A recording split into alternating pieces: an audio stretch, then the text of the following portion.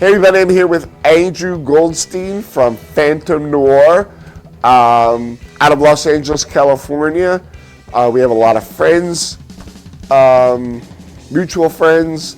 They were supposed to be on the show before. I do really appreciate your time, Andrew.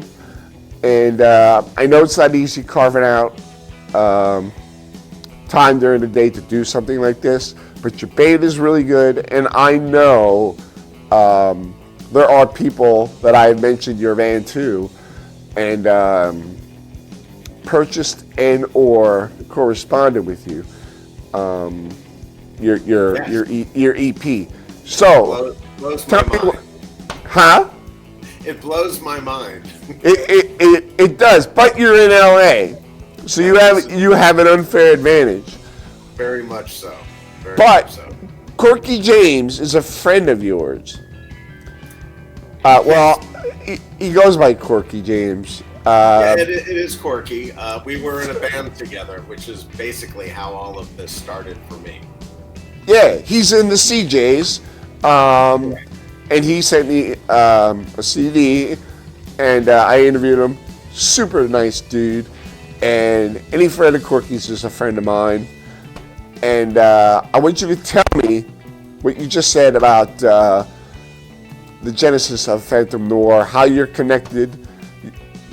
I know that genre is a little incestuous, kind of like punk rock, or well, very much so in Los Angeles. You know, once you're kind of following the surf scene here, showing up at the shows, Surf Guitar 101, Winter Surf Fest, you know, whatever's going on, it just so happens that you start meeting people and connecting, and you find out everyone's in like 5 different bands and everyone's played together. So, you know, LA is a great place for surf music. But I had started playing the bass about 10 years ago, and, you know, always had a love of surf music, and wasn't playing in a surf band. But during COVID, I put out a Craigslist looking for people who wanted to play surf music, and Corky actually answered my Craigslist ad, and I was playing with a bunch of different guys, and you know, I was good, you know, I was solid, but Corky showed up, and I said, hey, you were phenomenal. Obviously, he's a studio musician.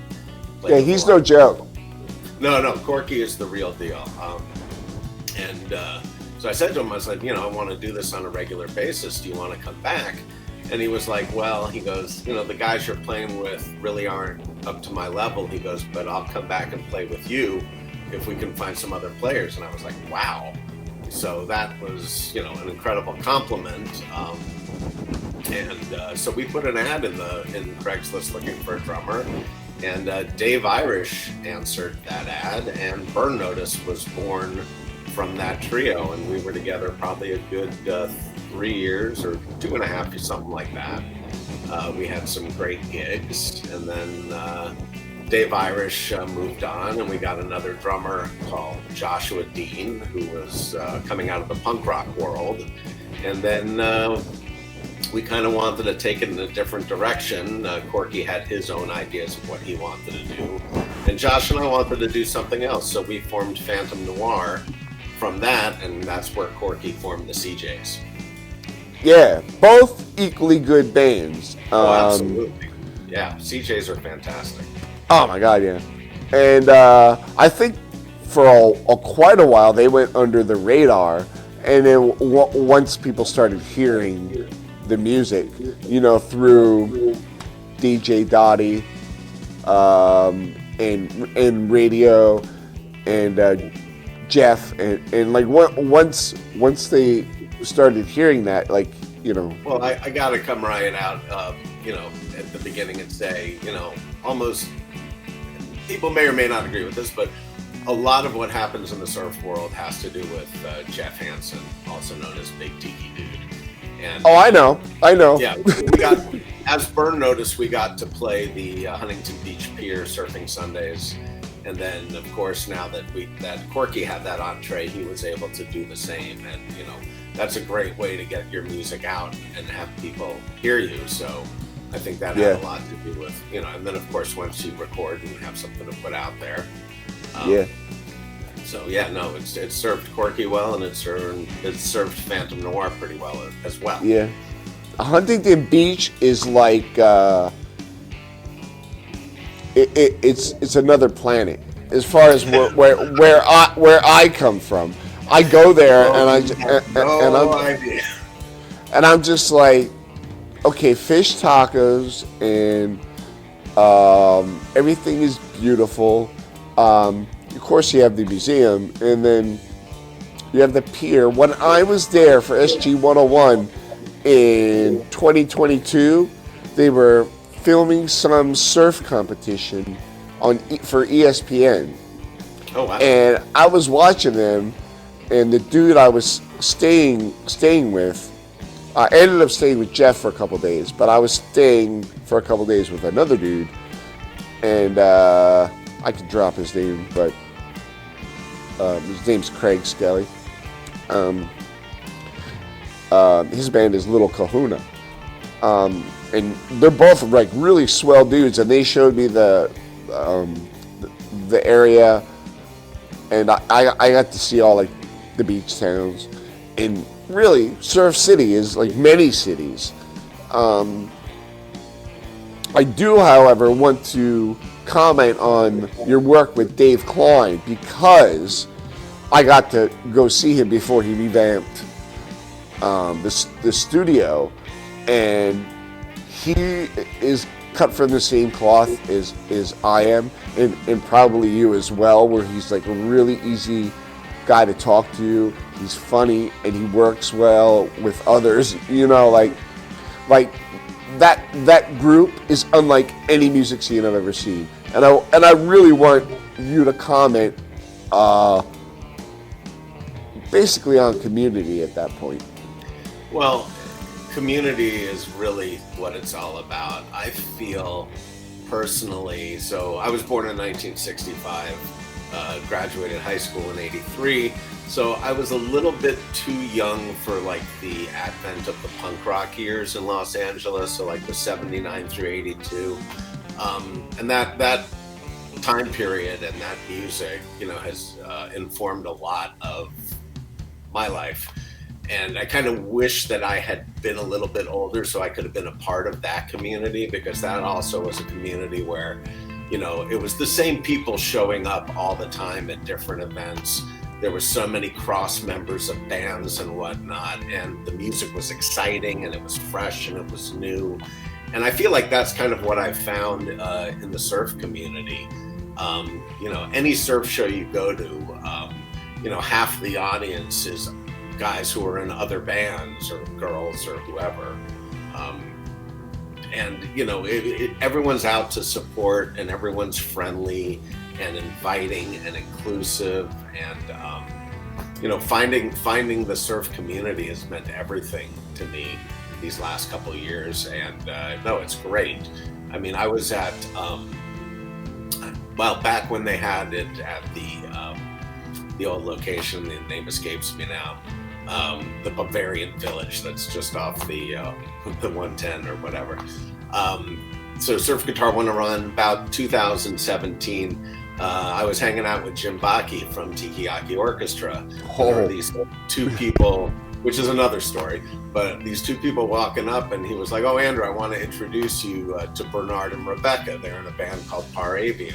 Oh my God, so good, so good. So they played that year. I was like, wow, they're fantastic. And then I kind of found out that Bernard and I had a very dear friend in common, and we exchanged numbers. And now, you know, Bernard and I are friends. You know, we hang out together. I go to see their shows because Rebecca is actually one of my favorite bass players. I'm always amazed at how she can do what she does. She plays fantastic. Bernard started her off with that, and she can jump around and dance, and she has such a solid groove, and they're really a terrific band. So. She's totally in the pocket. Oh, beyond. She's great. Yeah. But so, you know, I met, you know, through Bernard, and through Jim, I also was put in touch with John Paul, who was actually my bass teacher when I was first getting started. Oh, wow. You know, John Paul's the linchpin of the surf bass community for sure.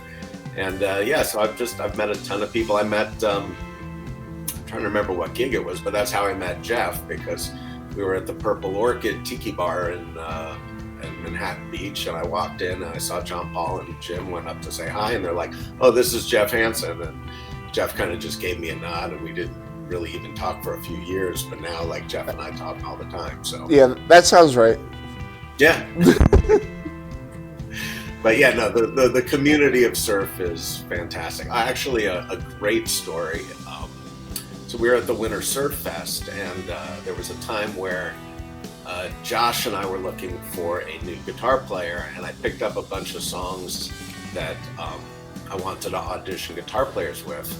And I chose this song called Surfin' Out West by the Del Novas.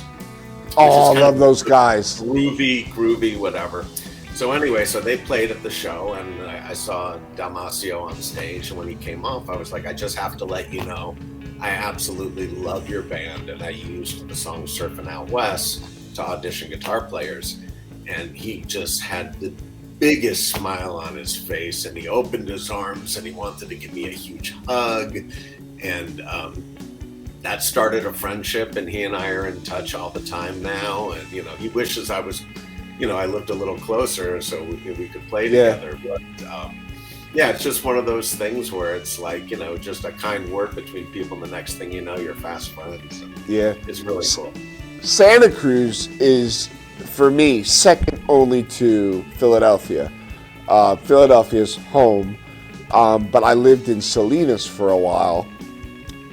Worked in Monterey, and every day after work I went to either get tattooed at Staircase Tattoo in Salinas, or I'm sorry, Santa Cruz, and then I would go hang out at, there's a great record store there. I don't know how often you go to Santa Cruz, but they have this. I don't think I've ever been to Santa Cruz, believe it or not. Yeah, they have this immense record store, and at the time, CDs were like really all you could find, but this was like one of the only places in the area, probably that I knew of, that had actual vinyl, and I'm a dork, so like I like that. And I say I'm a dork because I was told specifically by somebody, that's silly, right? And I was like, yeah, man. That same person also said to me, you're kind of outside the box. And it took me 3 years to figure out what he meant. And that was that I was more looking at it as an observer than in it. And I don't think it was a diss. I just think it was something you say to a newbie to the scene that be like, just like, he told me to pay attention. And if you know those key phrases that he uses, you'll know exactly who I'm talking about, and I'm not going to say. Okay. But the man pays attention. He made me pay attention. He gave me very quick lessons on the scene, because it is a bunch of friends, and you're walking into a friend group, and you have to respect that. But also, when you walk in, those guys like, come in, you want a drink? No, I don't drink. Okay, well, get a non-alcoholic drink. We're at the Barclay, and I'm seeing Paradies. I'm seeing Los Rancheros and Jetpack, and that's kind of like a schizophrenic pairing, because it's the same band. You know what I'm talking about, right? Yeah. And I spoke to Jennifer, and I was just like, God damn, like what an incredibly fucked up thing I'm experiencing right now. It was kind of out of body. In that atmosphere, like I felt transcended, and I want you to describe the emotion you have being there. Being where? Being amongst it, like the epicenter, where people go to congregate. I get overcome with emotion pretty easily these days. As you get older, you will understand that. Well, I know. You know, music just, it literally invades my soul. And when I hear musicians playing and playing well and just hitting just, you know, the emotion in the music, I get overcome. And it's just great to be around other people who are the same way. I like nothing better than I mean, I would say a dark smoky club, but they're not smoky anymore. I like small clubs. I love being, you know, right there. I'll be the one, you know, Dave Arneson will be the one up front dancing. I'll be just the one up front shaking my head doing this, you know, I don't dance. But yeah, I'm right up front. I like to watch. I like to be in it. It's great. I mean, for me, there's nothing better. It's really what I live for these days. Watching Dave is part of the show, part of the experience. Oh, for sure. Yeah, we were. Oh my God! Look at my glasses. It is so bad. I play in a couple of bands, and I'm in a band called Wretched Edsels as well, and we. Wait a minute! I interviewed that band too. Oh, did you? Yes. And I was very sick, and I had Bell's palsy when I reviewed the CD they sent me. Yeah, so we had a gig the other night at the Maui Sugar Mill Saloon, which is an amazing watering hole in the valley that get a lot of great bands, and we actually got to open for Mike Watt the other night. Oh! Yeah, it was very, very cool because we had a great audience because of that fact. But we were invited onto the gig by the guys in Lawndale. So. Oh, that's an old one.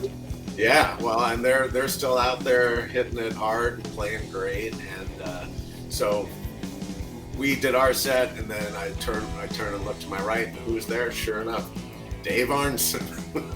And as soon as Lawndale's playing, he's right up front, you know, doing his dance moves, and you know. Oh man, again, I haven't heard anything where you go, anywhere you go, you're gonna find somebody you know, somebody you're friends with. Oh my God. Yeah.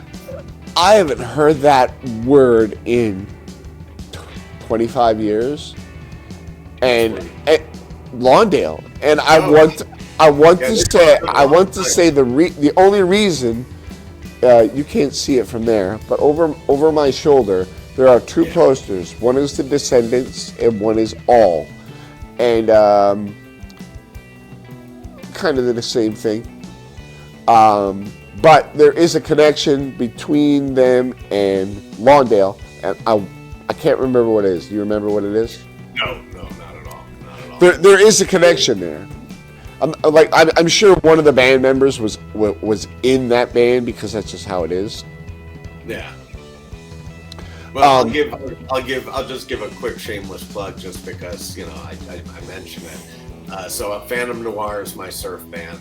I have been recruited, which is a completely interesting story as well, because John Rosewall from Wretched Edsels, unbeknownst to me, and I didn't remember, he actually responded to my Craigslist ad looking for a guitar player in Phantom Noir.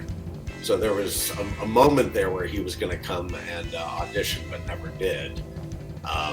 So that's band number 2. I also happen to play bass with Hillbilly Soul Surfers as well.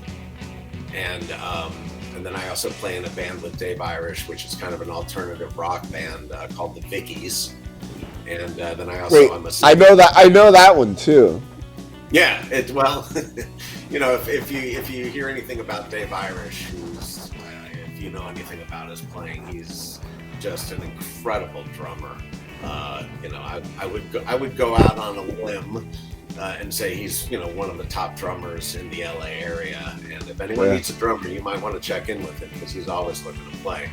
But so Dave and I stayed together after Burn Notice disbanded because we really liked playing together. So now it's me and Dave Irish, who also is the drummer for the Meteoroids. And so you can see how it's all interconnected, you know, people stay together and whatnot. So it's cool. I know I'm friends with him on Facebook, and it's probably because I reached out to the Meteoroids, And like most things, it never progressed past correspondence. Right. But I also love that band. So, speaking of the Meteoroids, as Dave was playing with the Meteoroids and Dave and I are hanging out, I got to meet Jeff Carr, who is the guitar player from the Meteoroids. Also, he played in Boss Fink and other bands. But oh yeah, in talking to Jeff, he was saying, I'd really like to be in a band at some point where all of the heavy lifting is not on my shoulders. I'd love to play rhythm and not have to always have lead duties. And as my brain started ticking, I kind of laid the groundwork, and now I can announce Jeff Carr is now our second guitar in Phantom Noir. Holy shit, that's awesome. It is so beyond awesome, you have no idea. I mean, it's tough being in a three-piece because you got to play two guitar parts. Yeah, the guitar player has to compensate for two parts. Yeah, for sure, and that puts a lot of load on Mark, our guitar player, who also is in the punk band Infamous Stiffs. So the first practice we had with Jeff, he learned 2 or 3 songs, maybe 5 songs, and from the first note, it was like, oh my God, this is what we've been missing. And so excited to have him play with us. And we're actually going to be doing our very first gig, although it's too late for this, but December 7th at the Barclay, we're doing our premiere gig as a 4-piece Phantom Noir, and it's going to be really cool. Who are you playing with that night? Like what other band? We're going to do the Meteoroids, and so actually what happened was we were going to do a show at the Doll Hut that Jeff was putting together, and it just kind of fizzled out. So I looked around, and I've got a good relationship with Mark, who is the guy who books the Barclay, having recently played there a few times, and I asked him if we could do an afternoon. So it was going to be Wretched Edsels, the Meteoroids, and Phantom Noir, but Hunter Crowley, our drummer from Wretched Edsels, he does film and television work, which is rare these days, so he actually had a gig come up for that weekend, so I was able to reach out to the band Judo Dojo. Oh my God! Yeah, so we have Judo Dojo opening the afternoon, then Meteoroids, and then Phantom Noir. Dude, Yngwie Malmsteen on Surf. Right? Yeah, he's pretty amazing. Yeah, Jacob's an incredible player. And Janae's an incredible drummer, so, I was actually asking one time, I was like, hey, what are you guys doing about a bass player, whatever, but, I have many more bands. My other bands would kill me if I picked up another one. Yeah. It is quite interesting the way they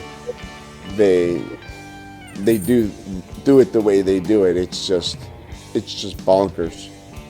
Excuse me for just 1 second. Sure.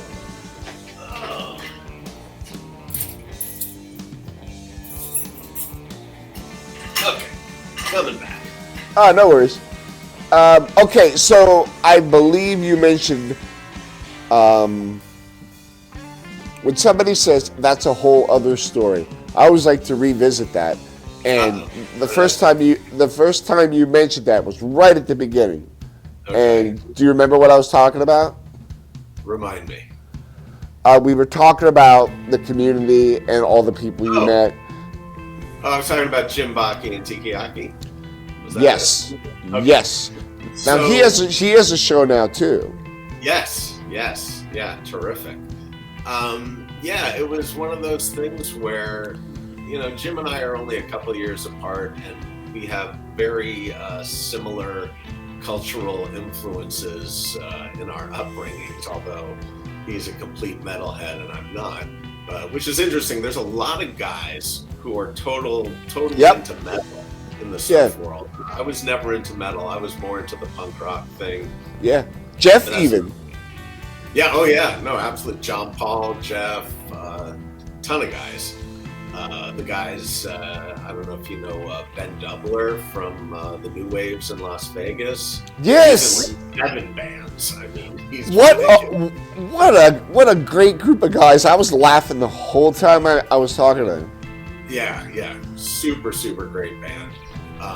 Actually, Ben invited Phantom Noir to come to Vegas and do a gig, and we actually went. Wow, that's awesome. And then one of the guys in the New Waves got COVID, and they had to cancel their end. But we ended up playing. Ben has a band called Dr. Phobic, and we played on some rooftop at this Greek restaurant in Las Vegas, and had a great time. I've got video somewhere. But anyway, going back to when I first started playing bass, I fell in love with Tiki Orchestra, and hard not to. Yeah, so I reached out, and I had been in touch with Jim, and I was like, "Does your bass player give lessons?" And he was like, "Yeah, here's his email address. Contact him." And John Paul, being John Paul and as busy as he is, it took him probably about 2 months to get back to me. But in the interim, I had been in touch with Jim a lot, and through various whatever, we ended up becoming friends, and now we hang out. We go and have classic New York Chinese food together, and he's actually asked me to sub a couple of times that I wasn't able to do when John Paul is doing his thing with the scimitars. But actually, I just had my probably the best experience of my life.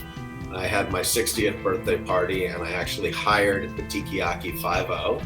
Oh shit! And I got to play a song with them at my birthday party. So, dream come true. 10 years down the line from the first time I picked up a bass to play with the band that I idolized. So that was very cool. What a great Tropica. What a mind-blowing experience. Well, I'll take it one step further. When you talk about the community and whatnot, so Tiki lost their rhythm guitar player, and so Jim was telling me, hey, if I could find a second guitar player, I know the 5-0 could be getting so many more gigs. And I kind of kicked it around in my head, because I originally started playing guitar, and it was never any good at it. But I was like, hey, you know what? Maybe I could learn this stuff. So Jim and I got together. He gave me about 5 songs to learn. God bless him. He sat there with a straight face and didn't laugh at me, but it became clearly evident that it was not going to be me. And so I said to him, Mark from Phantom Noir is a fabulous guitar player, and, he might want to do it. Maybe reach out to him. And sure enough, they got together, and now Mark is the rhythm guitar player for Tiki 5-0. Nice. Another small world, friends get together connection there. So, yeah, so Mark's in Phantom Noir and Tiki as well. And then Jeff is in Phantom Noir and the Meteoroids as well. I'm in Phantom Noir and Wretched Essence and Hillbilly Soul Surfers. It's crazy. It's awesome. That's what it is. Because as I was speaking to my interview yesterday with her, we both agreed that music is medicine, and the older you get, the more apparent that is to you. Oh, beyond doubt. There was a band that I had never heard about because they only recorded in the early 2000s and then never recorded again, that Jeff hit me to, called the Van Duras. And they have an album called In the Dark, which is really moody, kind of exotica, surf, a little bit of everything. It's Gary Brandon, slide guitar player, and his son. If you get a chance to listen to that album, I probably listen to it every day, and have listened to it every day for the last 3 months without fail. It's incredible, and it does something for me. It calms me. It just puts me in a good mood, and music is medicine for sure. Yeah, the new album that's really doing it for me is the new LHD. They were supposed to play the SG 101 this year and ended up having to pull out of that. Yeah. All right. So we talked about this before the interview, and you're like, "Oh, what happened?" I know what happened, and I knew back when it happened and why, and it just has to do with visas and playing and complications. Even as bands as big as the Messer Chops. Yeah. Nobody's like, somebody's gonna have to deal with that eventually. You know, like, just bands from other countries will have to endure the nonsense, you know, so to speak. Yeah, nonsense for sure. Yeah, but Lana came to the country to visit family and the people, and that was this past year. So she did want to make it clear that she did in fact come, but because of the visa situation, her band couldn't play. Got it. Yeah. Yeah, it's too bad. Would have loved to see them live. This year's SG 101 was just fantastic. I mean, they're all fantastic. Yeah. But there were some amazing performances this year. Wow, I mean, I found 3 new bands that I never even knew existed this year. It was just a wonderful, wonderful. Who were those? So one was, a little bit brain dead this morning. I could look it up in my computer. Well, the first one was the Swangos, and they're from like Minneapolis area. Yeah, very good, very good. Wow, they just killed it. And then on the stage, the Taboo Tiki room, which is where bands do, like, you know, 3 or 4 sets or whatever. There was a B-52s cover band that was hysterical, and they were so good. I don't remember the name of the band, but they were a B-52s cover band. They were from, I believe, Portland or Seattle or something. Come to find out, the guitar player and the bass player actually switched roles, and they are in, you'll probably have to edit this out because I have to look for the name of the band, because it makes it, it's silly. No, you don't need. We don't need to edit this, dude. Like, there is just so much. Because I ended up buying like all their albums. Like, oh my god, it's. Oh shit, I might be wrong on this. Yeah, you might want to edit this one out, because so the other band was the Other Timelines. Yes, The Other Timelines. It's yes. They were amazing, and I think it was the Apollo Men or something like that. Yep. Was the guys from the B-52s band. Oh, nice. Nice. All right, so I want you to speak about your first EP. It just came out recently. I want you to tell me what the inspiration is, your experience recording with Dave Klein, and what is next. So the EP, we're happy we did it. Probably would have been great to wait for the 4-piece, because the 4-piece is going to blow everyone's minds. It's Mark and Jeff are so good together. But we had decided it was time to record, and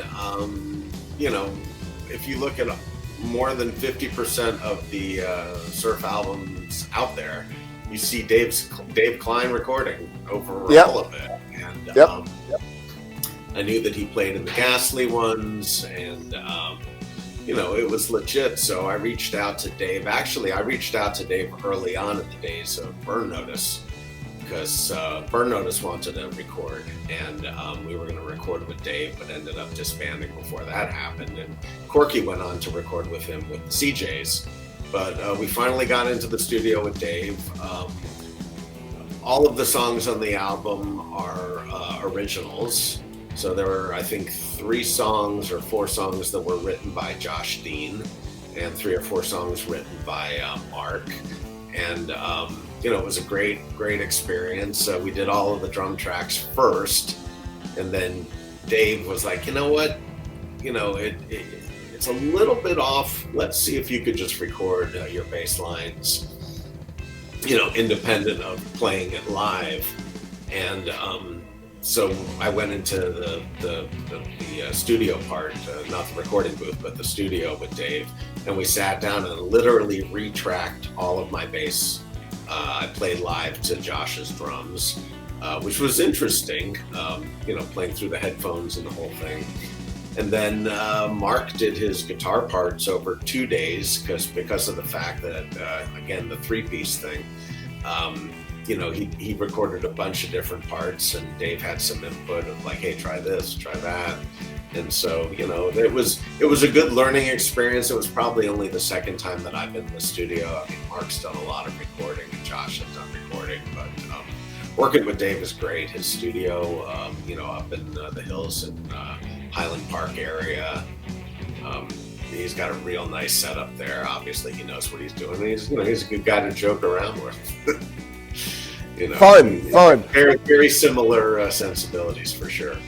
Yeah, we didn't have time, but he wanted to show me the Michael Myers house, and the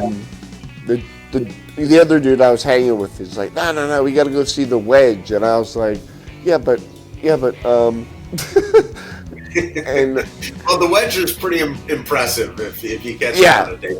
Oh, it was, and I don't regret. But I next time I go, Michael Myers' house is on my bucket list. Yeah, but for me, a lot of bands are putting stuff out and just putting them online and not making physical media. And I buy something. Anytime a band has an album, I mean, if they have vinyl, I buy vinyl. If they have the CD, I'll buy the CD. Yeah. I love collecting records and CDs. I like having the physical media in my hand. I love owning it, knowing that I can play it even if the internet goes down. Yeah. I still have all my records that I grew up from, and John Paul has the online Fiberglass Jungle podcast, which followed religiously for years. And whenever he and I would get together for a lesson, we'd probably waste most of the lesson talking about surf bands. He would tell me, oh, you got to hear this, you got to hear that. And, he was responsible for me really knowing and finding what bands I needed to listen to. And then, of course, I have probably added 200 vinyl albums to my collection in the last year. It's dangerous. If it's on vinyl, I will buy it to support the bands, Yeah, me too. It's dangerous. Oh, it's very dangerous, especially when they're putting on these really cool, splatter discs and different colored vinyl, They really know how to. They really know how to get us old guys. They really do. For sure. All right, so we have the EP. What is next? So next, I've got a bunch of ideas for songs that I want to do. We might put out, some of the covers. My wife and I went to the Surfer Joe Festival in LaPorte. Oh, God bless you. And, I fell in love with this band, the Langhorns. Yeah, everybody has. We cover a couple of their songs. There's a band that I found online, the Slop Tones from Russia, and I know those guys. Yep, we do a couple of their songs in our set, and we have a really good set of covers and originals. So I might consider maybe doing putting out some of our versions of like my favorite surf bands. Because I don't know that we have enough material yet that is original that would, make a good EP. But we also might revisit what we've done, and now adding Jeff to the mix. So there's a lot of moving parts, and a lot of other life commitments that have to happen as well. So yeah, that's brilliant, dude. As a band, a lot of people don't know this. Well, first let me comment on your covers. It is really refreshing to hear a contemporary band covering contemporary surf bands, like present surf bands, because most of the time you hear about to fill sets, they cover the classics, which I love, and they put their little twist on it, which I love. But paying homage to current bands, I don't hear about that a lot, which is really cool. Yeah, I mean, and there are people like, we always open our set with the Ghastly Stomp, which is that's just such a great song, and because of the fact that I lean a little bit more punk, I like songs that kind of kick you in your face. They start off, and also the jazzy stuff. Like we do Ilikai 65 by Tiki, which I'll always have in the set because that's kind of my homage to them. I always call out Jim and John Paul. Whenever we're doing that song. Excuse me. Oh yeah. I have employees showing up for work. We're sitting here in my office. I'm a jeweler by day. Oh, nice. But so the Langhorns, we do Tiki, Slop Tones. There's so much good stuff out there, and again, the harder stuff I think comes with the third wave.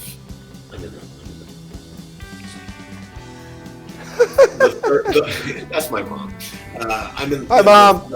The third wave of surf, tends to take things a little bit in the harder direction. I mean, obviously the second wave with John and the Night Riders, some of the stuff that they did was just amazing, and Slack Tone amazing.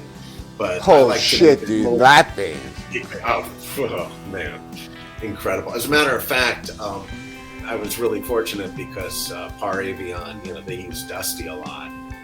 Dusty. Oh yeah? Oh yeah. Bernard collaborates with him a lot. Yeah. Well, so and some of the earliest, going off on a total tangent here, some of the earliest videos I've seen of Paravion, they were playing with DJ Bonebreak from X.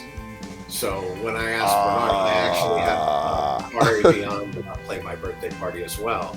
And I said to Bernard, because he uses, like 10 different drummers, I said, hey, please play my birthday party and either get DJ or Dusty. So I was lucky enough to have Dusty Watson play at my birthday party, which was just a huge treat for me. Oh man. Yeah. Now, recently the Balboas have been on our show. I don't know how much you know about the Balboas, but it really is an all-star cast, and they have something new coming out, and just the sheer amount of input, creativity, and it really is like the whole surf community got together and said, let's make the best Balboas album we can. Wow, that's great. Yeah, really is. And I am totally like blown away by Richard. He always catches me off guard and says some crazy shit to me, and I love that guy. He's so funny. I don't want to get too sidetracked, but I love your storytelling. You should do podcasts because you're an observer, but you're also in it. You're an observer like me, and you take it all in and appreciate the love everybody has for music. And I could tell very clearly that while the band is not a punk band, Phantom Noir, right at that first drum beat, there was a punk rock edge to it, and I was like, am I gonna hear a hardcore band? Like what, you know what I mean? Like what is coming? And then it was very clear in that moment that it was be like, hey, it's us, and here's our surf band. It was really, really like I totally will. Like, tell me, I'm right. I got it right. Yeah, totally. It's the noir part is like the dark part. That's kind of like that edgier. The edgier edge. That doesn't sound right, but I like the music to have a little bit of an edge to it. Yeah. I like really get pumping in your veins, and so that's what I look for. And of course, Mark Pananitis, he is. I would say he comes from the punk rock world, but he is in the punk rock world. He is still in it. Infamous Stiffs is, a nationally known band. They play all over the country.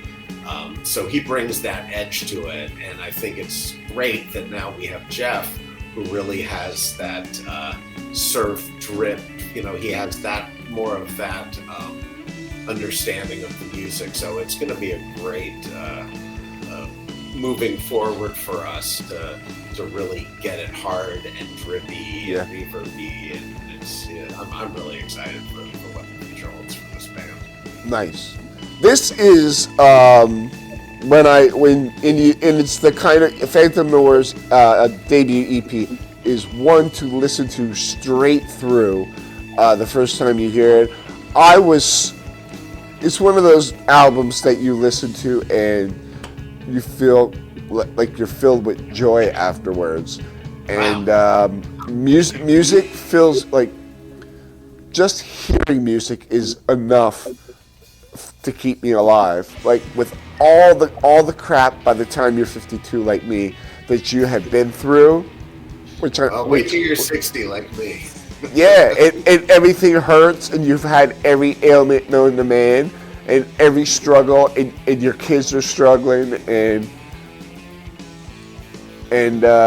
you put that on, it's like, man, at least I get to listen to this. Not even play, I'm glad this band is still making music, and really that is extremely important. And the fact that you put that record out and or the EP, and it made me feel that.